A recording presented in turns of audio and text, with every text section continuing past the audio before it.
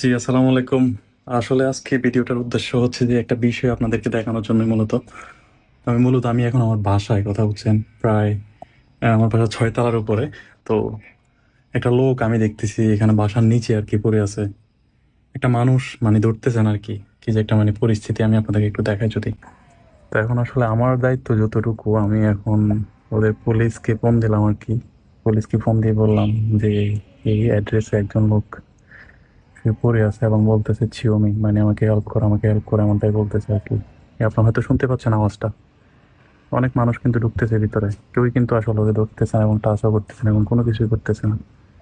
এখন হয়তো 2-4-5 মিনিটের মধ্যে হয়তো পুলিশ আসবে, আইসা দেখবে আর কি আসলে কি পরিস্থিতি, কি সমস্যা। একটা মানুষ কিন্তু যাচ্ছে না। 吃东西要走吗？你要不要去医院？去医院就回来。不是，哎，我们真是的，哎，这个不保险，这么离谱的，对不对？